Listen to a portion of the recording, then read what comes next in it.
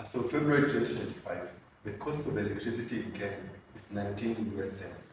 This is significantly higher than both the global average of 11 US cents and Africa's average of 15 US cents. Comparing this with Egypt, where the cost of electricity is 13 US cents, and in South Africa, it is 7 US cents.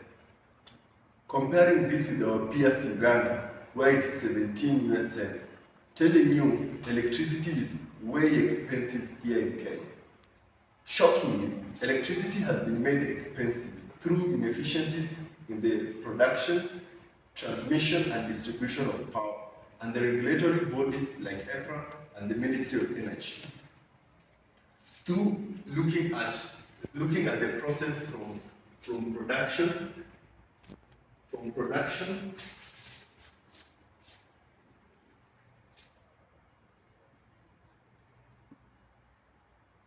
distribution, transmission,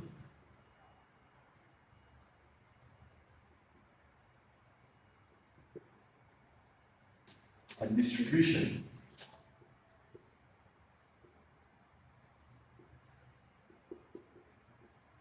I'll help you understand why you pay the bills you pay.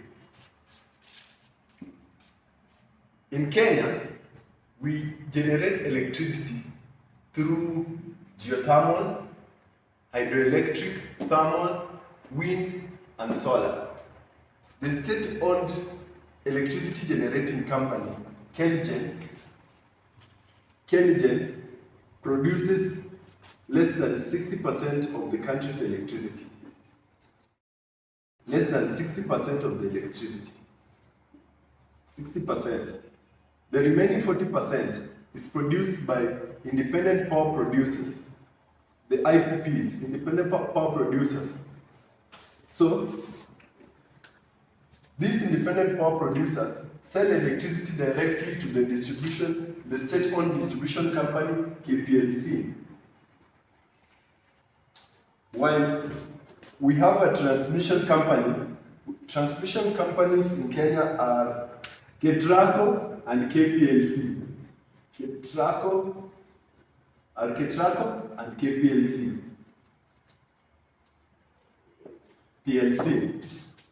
Over here, on the production side, as I had mentioned before, in Kenya, electricity is generated through geothermal, about 47%, hydroelectric,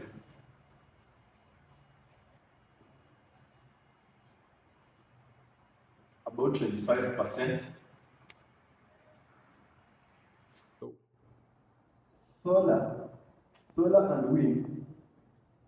solar and wind both produce 5% and 5%. Thermal electricity produces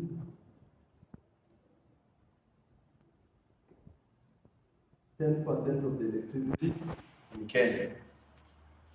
I want you to understand that Kenya has an installed capacity of 3,321 megawatts and an available capacity of 2,320 megawatts. This is the installed capacity.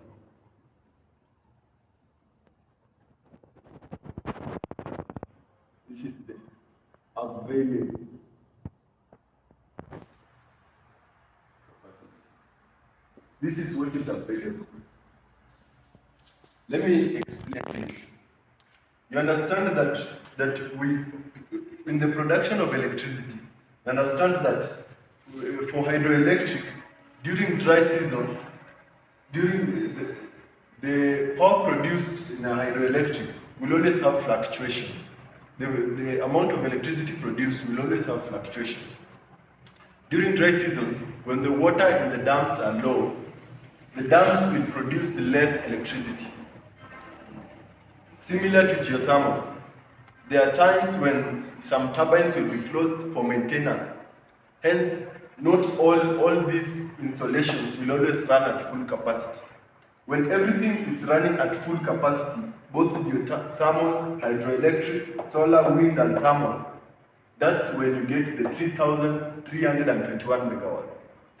But the available electricity at any given time is the 2,320 megawatts. This is what you can say you have. This one is more figurative. That's the difference, in case you are wondering. And by the way, very recently, in the 12th of February 2025, we hit a peak of 2,316 megawatts. Very recently, we had hit a peak of, but we are supposed to have a reserve margin. It is recommended to have a reserve margin of 15%, meaning that we almost had no margin at all. Understanding this tells you the kind of dire situation we are in the country. Here. So, remember I had previously mentioned that we have two electricity generators, major, two electricity generators, the KenGen and the independent power producers like OR, Power4 and Quantum Electricity East Africa. Here, let me explain this first before you get into this ones. Here, in the generation, the companies, they always have a power purchasing agreement, a PPA. These power purchasing agreements are the root causes of the bills you see at home.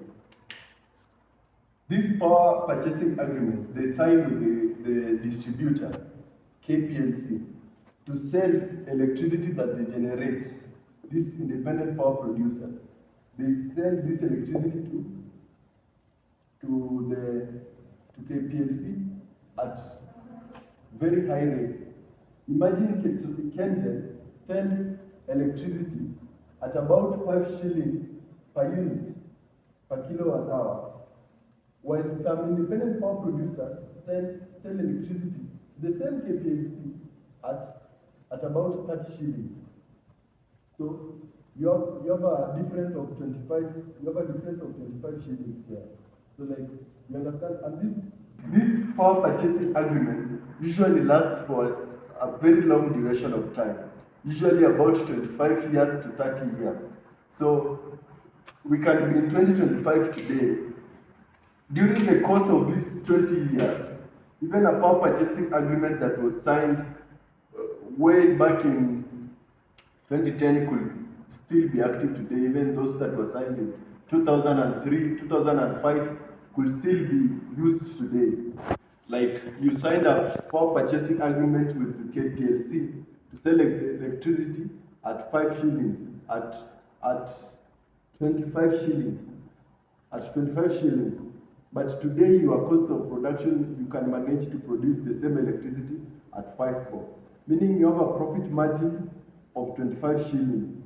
But since it is already a contract that is there, KPLC has to pay you the 25 shillings agreed on the contract for the duration of the power purchasing agreement. So this is one cost.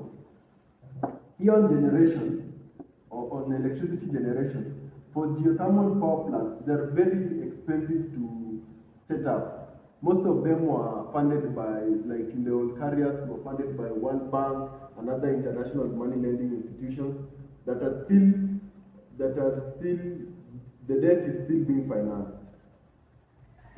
Hydroelectric, we have, and also the time that it takes for maintenance. Maintenance costs for these plants are also expensive, hence the high costs. The hydroelectric power stations we have in Kenya, like the 7 Forks and the many other dams you have in the country, they have fluctuations in the power produced. So there's a time when the dams are full, maybe dry seasons you'll have less power being produced. When less power is being produced, these ones are relatively cheaper because we use steam from underground, we use freely flowing waters in our rivers. When power production goes down for geothermal and hydroelectric, we revert these ones to meet the demand. We revert to thermal. Thermal is where we use diesel and petroleum. We use fuels, natural fuels, to in generators to generate electricity. That fuel is expensive, very expensive. So these ones are cheaper. I need you to understand that one very well, because when the cheaper options can no longer produce enough, we'll substitute it with the more expensive option, which is buying petroleum. And whenever Kenya does not independently control the petroleum prices in the international market. Understanding that, we get to solar and wind production. Wind, we have the Turkana wind project and the Ngong Hills.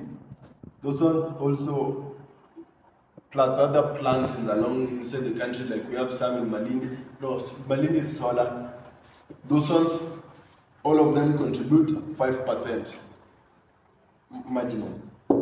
And also, solar, we have the Garissa wind farm and the many others you have in the country. So, I think you've understood the problem here. The problem is here in the companies themselves and the inefficiencies of policies that, like, an example is just this one. But we also have other policies I'll highlight in the regulatory bodies. Then we have the production system. Transmission. In the transmission, we have grid losses. Like old infrastructure and maintenance costs. Like, for example, high voltage lines from Turkana will cost, to set up, will cost over 28 billion. So you understand this thing is very expensive. The grid lines are very expensive to set up. They'll require huge sums of money and also maintain. Moving over to the second stage of transmission, we have you understand that over 20% of electricity in Kenya is lost during transmission and distribution. 12 to 15% of which are lost due to technical issues. Technical issues are issues that are due to the resistance in the transmission lines, aging infrastructure, aging equipment, and resistance in the transmission lines, transformers, etc., and wires.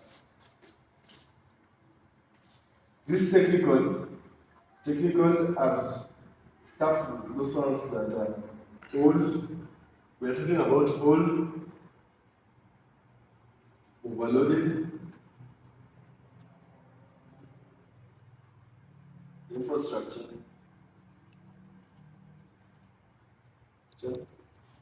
And voltage fluctuations.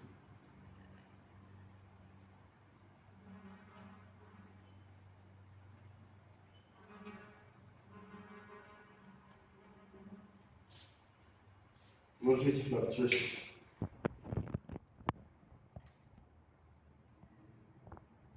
This technical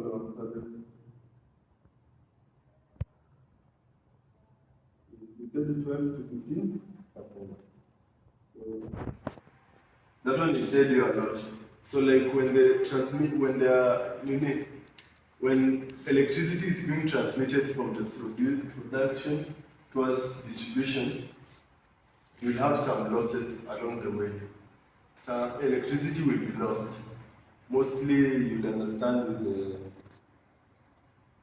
with some wires, cables have high resistance, and so on and so forth. I think electricity will be lost along the way. So, suppose you generated 2,320 megawatts, and let's say that 20% is lost. We have something like 28 or 2750 megawatts. You know, the producers have already incurred the cost of producing this one. So when it gets to you at home, they'll charge you for this one, not this one. The remaining 5 to 8% of the electricity that will be lost due to non-technical issues will be like illegal connections,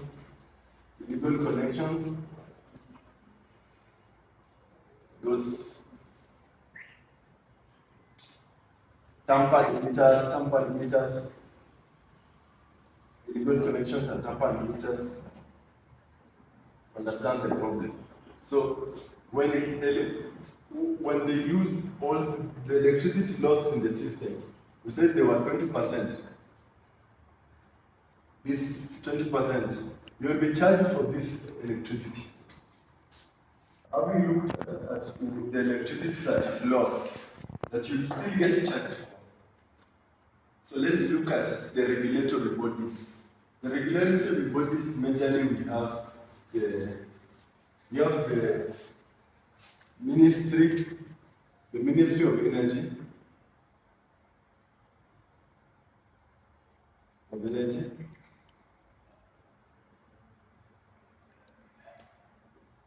and we have the Energy and Petroleum Regulatory Authority.